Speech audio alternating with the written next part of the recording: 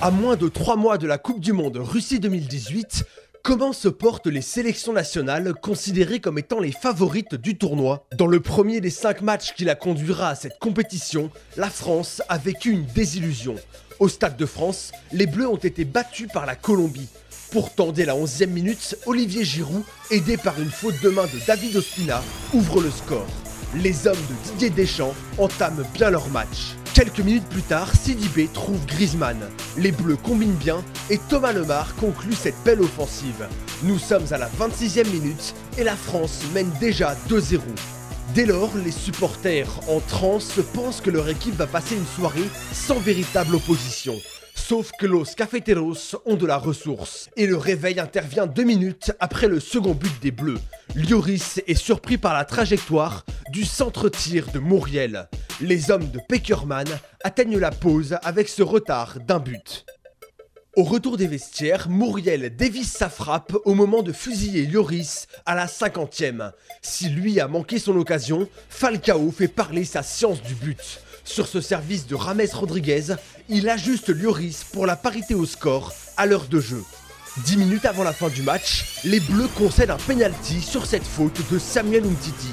Quintero, entré en jeu, transforme la sentence. C'est la première défaite de l'équipe de France depuis le 9 juin 2017.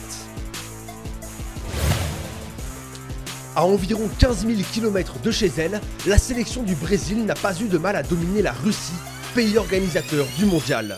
Après une première mi-temps fermée et pauvre en occasion de but, le Brésil sort l'artillerie au retour des vestiaires.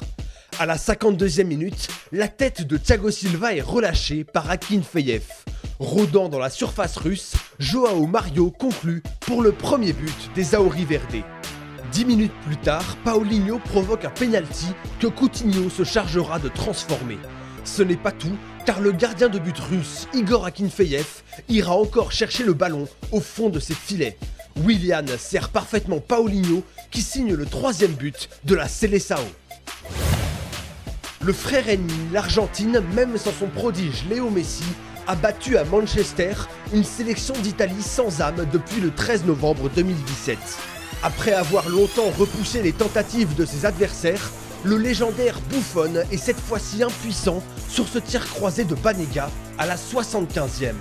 À 5 minutes de la fin, Lanzini, qui fête sa première sélection, envoie une frappe enroulée hors de portée de Buffon pour faire le break. L'Italie, qui ne participera pas à la prochaine Coupe du Monde, est toujours à la recherche d'un équilibre. Son nouveau sélectionneur sera connu le 20 mai prochain. À l'Amsterdam Arena, l'Angleterre s'est imposée sur la plus petite des marges face aux Pays-Bas. L'unique but de la partie sera l'œuvre de l'attaquant de Manchester United, Jesse Lingard, qui, d'une frappe croisée, inscrit son premier but sous le maillot des Three Lions. Allemagne-Espagne, ce pourrait bien être l'affiche de la finale de la prochaine Coupe du Monde.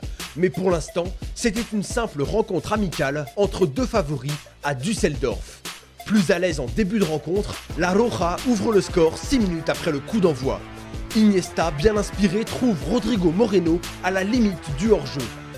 Du gauche, l'attaquant de Valence fait trembler les filets de Ter Stegen. Ne parvenant pas à faire le break, les hommes de Roulen Lopetegui finissent par se faire rejoindre au score. Servi par Khedira à l'entrée de la surface de réparation adverse, l'increvable Thomas Müller met les pendules à l'heure à la 35e. Sa frappe nettoie la lucarne de De Gea. L'attaquant bavarois signe son 38e but en 90 sélections avec la Nationalmannschaft. 1-1, score final de ce match amical.